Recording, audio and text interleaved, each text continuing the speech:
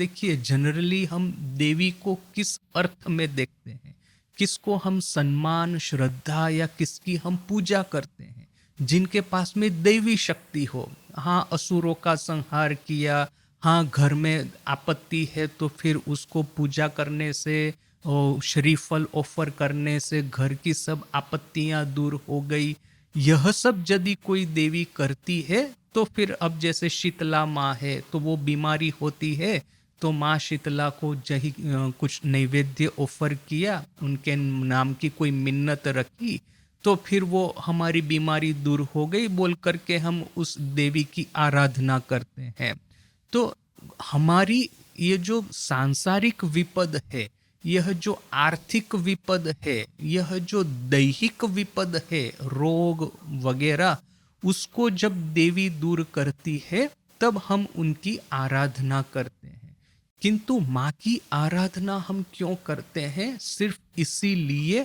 अब ऐसा नहीं है कि माँ के पास में यह सब दैवी संपद नहीं थी, वो तो सबसे पहला केस ही, सबसे पहला किस्सा ही गंभीरानंद जी ने वो घोष काली पदो घोष दाना काली, उसकी पत्नी की कहानी से ही तो यह सब पूरी माँ की जीवन की घटनावली प्रकाश्य जाहिर में आना शुरू हुई है।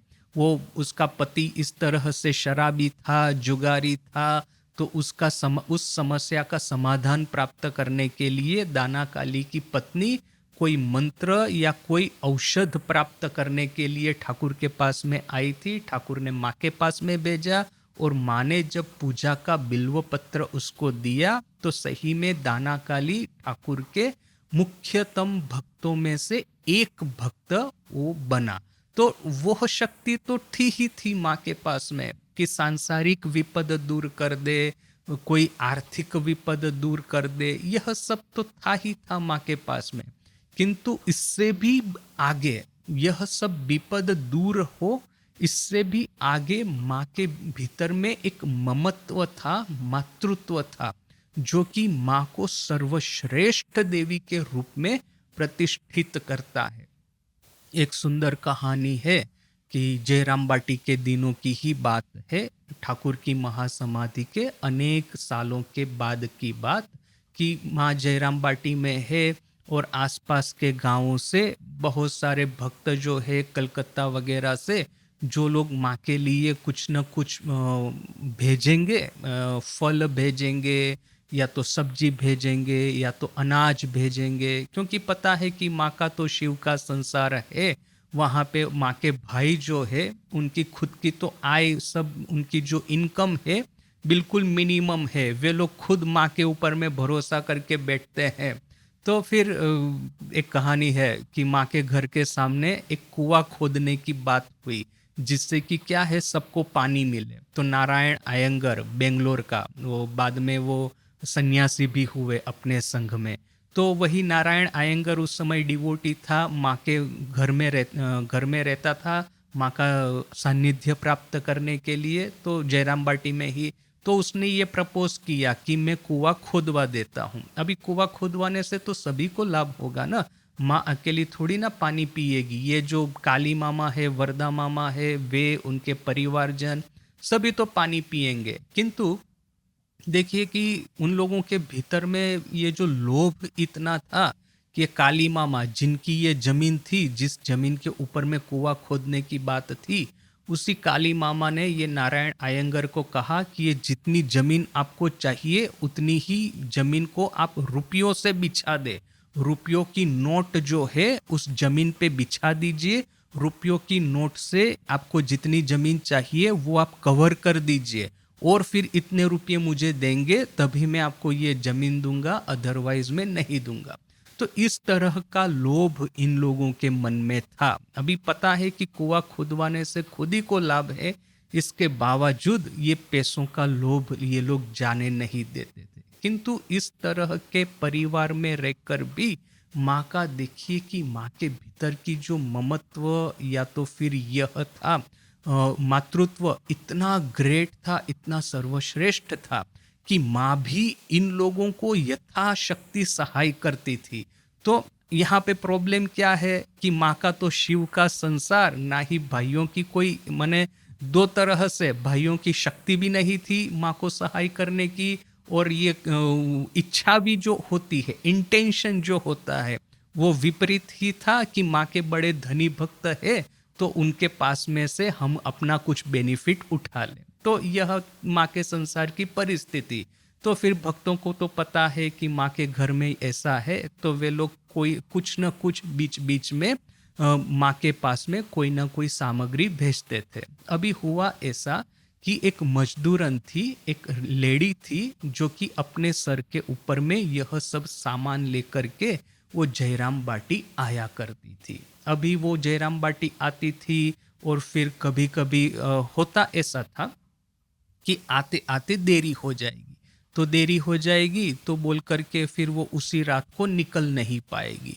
तो फिर माँ उसको कहेगी कि अच्छा तुम रात को यहीं पे लेट जाओ। तो वो वृद्धा महिला उसी दिन रात को एक दिन माँ के वहाँ पे, माँ के घर के सामने ही जो वरांडा है वहाँ पे ही रात को सो गई। माँ ने सोने के लिए उसको एक चटाई दी होगी। अभी हुआ ऐसा कि वो रात को सोई हुई है, अभी वृद्धा है, पूरा दिन भर का परिश्रम किया है, धूप में चल के आई है, प्लस उसको उस समय मलेरिया हो गया था। गांव देहात में तो ऐसा होता ही है कि मलेरिया वगैरह यह सब तो सामान्य है, और जिसको हम शहर में क्या है, थोड़ा सा भी बुखार हुआ, थोड़ा सा भी ये हुआ, हम आराम से सो जाते हैं, पूरी ट्रीटमेंट लेते हैं, रिकवर होने के बाद में खड़े होंगे। किंतु क्या है, ये शहर में रहने वाले middle class upper class family के लिए यह सब पॉसिबल है। गांव में तो क्या है कि वैसे तो मलेरिया वगैरह लगा ही रहता है, दूसरा कि आप उस दिन काम नहीं करेंगे, लेटे रहेंगे तो खाने को कौन देगा। तो वो एक समस्या है, रोज काम करो रोज खाओ, जो कि वहाँ की इकोनॉमिक परिस्थिति थी। तो ये वृद्धा को भी बेचारी को, हे वृद्ध, हे मलेरिया हो गया है, ऐसी ही परिस्थिति में सर के ऊपर में बोझा लेकर के वहाँ माँ के घर आई है। माँ ने जब सहानुभूति पूर्वक कहा कि अभी रात को लौटने की वजह, रात को यहीं पे लेट जाओ, यहीं पे सो जाओ, तो वो बेचारी बड़ी आनंदित होकर के सो तो गई, किंतु रात को उसने अपने वो जो चटाई जिसके ऊपर में सोई हुई थी, सोते सोते ही उसने शौच कर दी। अब जैसे ये छोटे बच्चों के साथ में ऐसा कभी कभी होता है, वृद्ध लोगों के साथ में कभी कभी ऐसा होता है, खास करके ये लोग बीमार होते हैं। तो अब ये वृद्धा भी थी बीमार, और ऐसा ही सब कुछ मिल करके वो वही चटाई पे ही वरांडे में ही उसने शौच कर दिया। अभी हुआ ऐसा, दूसरे दिन अर्ली मॉर्निंग को माँ सबसे पहले उठती है, जैसे कि माँ का हैबिट है, बाकी सब लोग अभी भी सोए हुए हैं, माँ सबसे आगे सूर्योदय होने के पहले ही उठ जाएगी। तो माँ जैसे ही उठी और जैसे ही अपने कमरे के बाहर में आई, देखा कि वही चटाई में लेटी हुई वृद्धा महिला, वहीं पे उसने बिस्तर में ही शौच कर दिया है। तो माँ ने सोचा कि यदि अभी अभी क्या है, ये नाथ जात का भी तो एक बड़ा रहता है ना गांव में, ये ब्राह्मण है अब्राह्मण है वगैरह। तो इस वृद्धा ने चटाई में ही शौच कर दी। यह देख करके वो तो बाकी जो जितने भी थे, ये नलिनी है, वो पागली मामी है, फिर वो सब तो माँ के साथ में रहते थे ना, सब भूत पिशाच, वो बंदरों को लेके माँ रहती थी। तो वे लोग पता नहीं किस तरह का हल्ला मचाएंगे, पता नहीं इस वृद्धा को इतना कोसेंगे, उसका अपमान करेंगे, उस वृद्धा को भी बुरा लगेगा। तो माँ ने उसको धीरे से आवाज दे करके उठाया और कहा कि देखो, जो भी हुआ उसकी चिंता मत करो, ये थोड़ा सा खाने के लिए मूढ़ी वगैरह लो, खाओ, और शांति से सुबह सुबह ही यहाँ पे से चली जाओ, जिससे कि तुमको धूप न लगे। तो वृद्धा भी बड़ी खुश हो गई, उसने सोचा कि चलो माँ की सिंपथी मुझे मिली है, बोल करके वो मूढ़ी लेकर के खाती खाती वहां से निकल गई।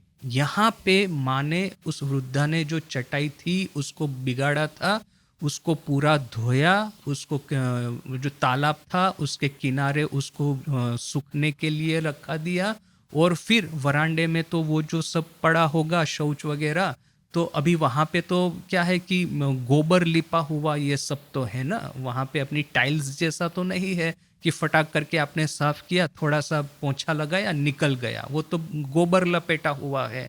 तो वहाँ पे क्लीन करके आपको फिर से गोबर लगाना पड़ेगा। तभी वो ठीक ठीक क्लीन होगा। तो माँ ने अपने हाथों से वरांडा साफ किया और वहां पे सुबह सुबह ही और किसी के उठने से पहले ही फ्रेश गोबर लिप दिया वहां पे, और चुपचाप अपने घर में जाकर के बैठ गई, जैसे कि किसी को पता ही ना चले। अब सही में हुआ ऐसा कि किसी को पता ही नहीं चला कि अर्ली मॉर्निंग यह सबके उठने के पहले ही यह पूरा कांड हो गया है, पूरी कहानी हो गई है। किंतु एक डिवोटी थी जो माँ के साथ में रहती थी, उसकी नजर थोड़ी सी शार्प थी। उसने देखा कि सुबह को उठ के ही ये जैसे फ्रेश गोबर वरांडे में लिपा किसने। जनरली यह सब काम तो ये डिवोटी वगैरह मिल के करेंगे, दोपहर को ऐसा कुछ करेंगे, ये सुबह सुबह वरांडे में किसने ये फ्रेश गोबर लिपा है। तो फिर उसने इंक्वायरी करना शुरू किया, और इंक्वायरी करते करते ये पूरी कहानी उसको जानने में आई। देखिए ये माँ का ममत्व, और कोई भी स्त्री होती उसके वरांडे में और किसी मजदूर ने इस तरह से गंदा किया होता तो कितनी चिल्लाती, और यदि चिल्लाती नहीं तो नाराज तो रहती ही रहती भीतर में से। किंतु माँ को देखिए कि सिर्फ वो मुंह से चिल्लाती नहीं है, इतना ही नहीं, मुंह से तो सहानुभूति प्रदर्शित करती ही है, साथ साथ में ही हृदय में भी उसके प्रति इतनी सहानुभूति है कि उस वृद्धा का कहीं अपमान न हो जाए, क्योंकि उस वृद्धा को तो बार बार आना पड़ता है माँ के घर पे। तो अभी नेक्स्ट टाइम जब आएगी तो सब लोग नाराज होकर के उसको कोसेंगे, गाली देंगे, कहेंगे, और फिर से कभी रात रुकने की बारी आ जाए तो उसको तो बरामदे में सोने ही नहीं देंगे, बोलेंगे भगो यहाँ से और कहीं जाके सोना हो सो, फिर से यहाँ पे ऐसा करोगी तो कौन धोने को जाएगा, वगैरह वगैरह। तो उस वृद्धा को भी असम्मान न हो, उसके प्रति भी माँ की नजर, अपनी वृद्ध शरीर होने के बाद में माँ खुद तो वृद्ध थी, ऐसा नहीं है कि माँ पूरा फिजिकली फिट उस समय थी और सब काम कर पाएगी, उसके बावजूद माँ ने अपने से ये पूरा वरांडा क्लीन किया, चटाई क्लीन किया, चटाई को रोद धूप में सूखने के लिए रखा, सब कुछ माँ ने इस तरह से किया कि जैसे किसी को पता ना चले।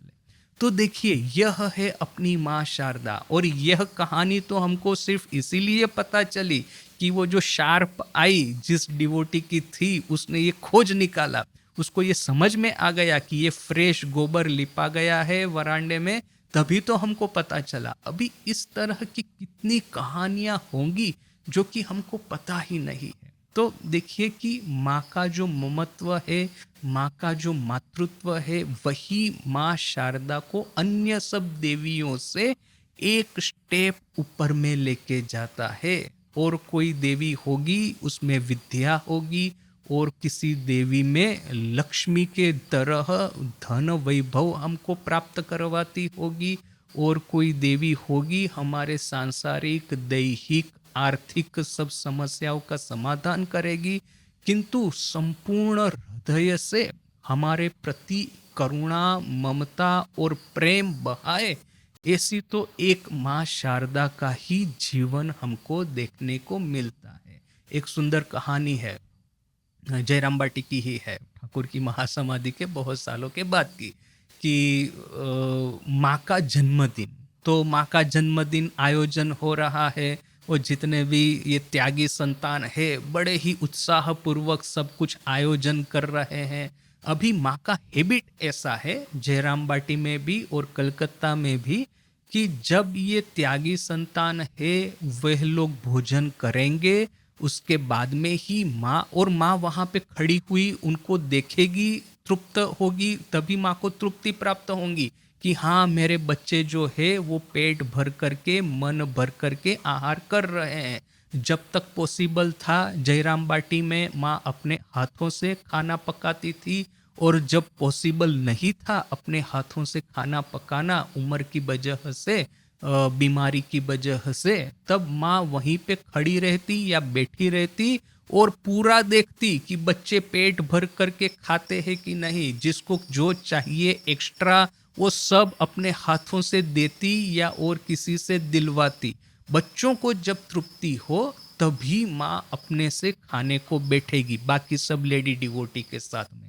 तो वह थी माँ की प्रथा। अभी आज तो है माँ का जन्मदिन, तो एक त्यागी संतान ने सोचा कि माँ तो सब समय बाद में खाती है, माँ को खाने में देरी हो जाती है। आज हम इस तरह से आयोजन करते हैं कि माँ सबसे पहले आहार करे, उसके बाद में हम सब त्यागी संतान गण है, हम लोग बाद में खाएंगे। तो उसने जाकर के माँ को विनती की। पहले तो माँ ने मना ही कर दिया, किंतु अभी ये त्यागी संतान जो है अभी वो तो पीछे लग गया है। उसने विनती के बाद में विनती करना आरंभ कर दिया है कि नहीं माँ, आप ही को आज पहले भोजन करना होगा। आपकी शुभ जन्म तिथि है, साल में एक दिन तो आप हमको मौका दीजिए कि आप आहार कर रही है और हम आपको परोस रहे हैं। तो अब जब ये त्यागी संतान बार बार विनती कर रहा है तो फिर माँ ने भी हाँ बोल दिया, अच्छा ठीक है, चलो इस बेचारे की यह इच्छा है तो आज मैं पहले आहार कर लेती हूँ बोल करके माँ आहार के लिए उस दिन तो ठाकुर का विशेष भोग और आरती हुआ। ठाकुर को बहुत सारे पकवान ऑफर किए गए, बहुत सारी आइटम्स बनी थी, विशेष पूजा भी हुई, माँ के श्री चरणों में पुष्प वगैरह भी अर्पित किए गए। जितने भी भक्त उपस्थित थे सबने माँ को प्रणाम भी किया, माँ ने सबको आशीर्वाद भी दिया। तो वह पूरी कहानी तो हो गई खत्म। अब जब भोजन का समय हुआ तो भक्त ये जो त्यागी संतान थे माँ को बड़ा सुंदर आसन बना करके माँ को पहले बिठाया और फिर बड़े ही सुंदर थाले में सब तरह की भोग की जो वस्तुएं हैं, जो भी सामग्री बनाई गई है, छोटी छोटी कटोरियों में सुंदर रूप से सजा करके, जैसे कि देवता को ऑफर करने के लिए भोग किस तरह से देते हैं वैसे ही माँ के लिए सब सजा करके माँ के सामने रखा गया। और फिर विनती की कि माँ आप सबसे पहले आहार कीजिए। यहाँ पे किंतु माँ की परिस्थिति बिल्कुल अलग है। माँ बेचारी बड़े ही निश्वास पूर्वक, बड़ी ही दुखी होकर के करुणा पूर्वक ये खाने का थाला देख रही है और उसके मन में वही बात है कि मेरे बच्चे इस सब अच्छा अच्छा खाना कब खाएंगे बोल करके माँ बेचारी ठीक से खा भी नहीं पा रही है। ये जो सुंदर थाले में सब चीजें सजाई गई थी उसमें से थोड़ा यहाँ से मुंह में डाला, थोड़ा यहाँ से डाला, थोड़ा यहाँ पे कुछ लिया और फिर इमीडिएटली माँ ने कहा कि बस अभी मैं और खाना नहीं खा पाऊंगी, जब तक मेरे संतान भूखे रहेंगे तब तक यह खाना मेरे गले के नीचे ही नहीं उतर रहा है। ऐसा बोलकर के माँ खड़ी हो गई, हाथ धो दिए, जितने भी संतान थे सबके लिए थाला सजा दिया गया और फिर वहां पे खड़ी रह करके माँ की निगाहों में माने माँ के सुपरविजन में सभी बच्चों को खाना परोसा गया। और जब बच्चे खाना खा रहे हैं तब माँ के हृदय को तृप्ति हुई। और यह जब पूरा देखा तब वो त्यागी संतान जो कि आगे पढ़ करके आगेवानी लेकर के माँ को विनती कर रहा था कि माँ आज पहले खा लीजिए, तब उसकी अकल ठिकाने आई कि देखो उसी की वजह से आज माँ को तृप्ति पूर्वक खाना नहीं मिल पाया। कहाँ वो माँ की बर्थडे, माँ की शुभ जन्म तिथि माँ पेट भर के खाएगी, उसकी वजह माँ बिल्कुल भूखी ही उस दिन रह गई। तो देखिए कि यह थी हमारी माँ।